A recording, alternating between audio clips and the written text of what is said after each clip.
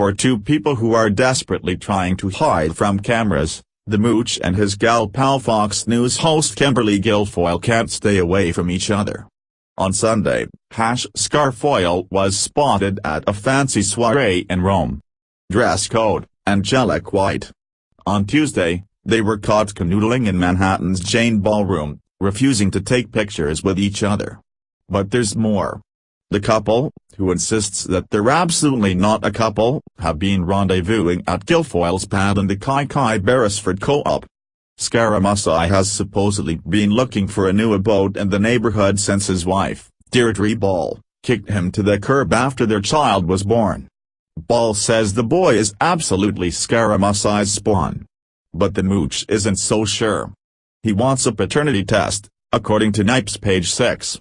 But let's put all that marital ugliness on the back burner for a moment and get back to more delicious details about Guilfoyle sleepovers. A well-placed source who lives in the building has spotted the couple at all hours of the day and night. The mooch's car, his Bentley, has even been spotted outside the building. As you can see here, it's parked by a bunch of bags of garbage. We're not reading anything into that. It's absolutely mooch's car. The Mirror compared the license plate to the car that appeared in the Daily Mail back in July.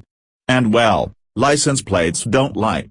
Since they spent the entire week in Rome together, Guilfoyle was sitting next to him during all of his periscoping this past weekend, a spy told the Mirror.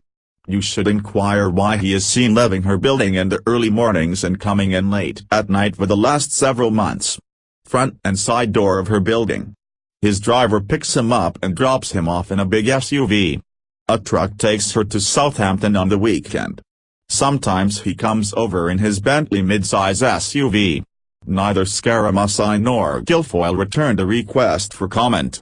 Back in July, Scaramucci told the Mirror that the duo were just friends. He rebutted any claims that he has the hots for Guilfoyle, saying, "Not true. We are good friends." From the sounds of it, Guilfoyle may not be totally into it. He spent the night at her place the night before they left for Rome on Monday night, September 5th. I was out late after 11 p.m. and they were walking on W.82nd together, the spy continued. I was walking behind them. He tried to put his arm around her and she pulled away, and then they went in her side door.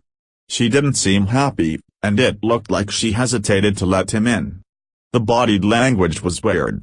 His Bentley was still there the next morning.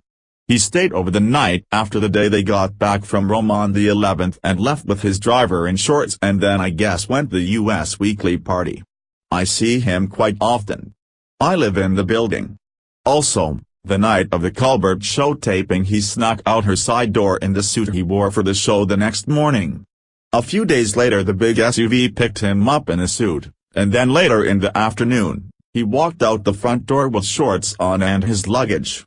The spy doesn't care for the mooch but says most everyone in the building loves Guilfoyle. He's got balls wanting a paternity test when he's been so busy with someone else, the spy said. I guess they could be friends, and he could be sleeping on the sofa, but again, the doormen know who he's there to see. Share on Facebook.